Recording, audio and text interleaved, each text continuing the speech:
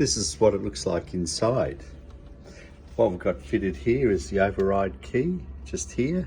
Pop the lid up, and we've got our product inside, our chocolate, coffee, and milk here. And we've got our 3 whipper bowls and our spout here. So if we were to make another coffee, this is how it works. Product comes down through the chute into the whipper bowl, mixes it up, and it ends up in the cup. So let's make a hot chocolate.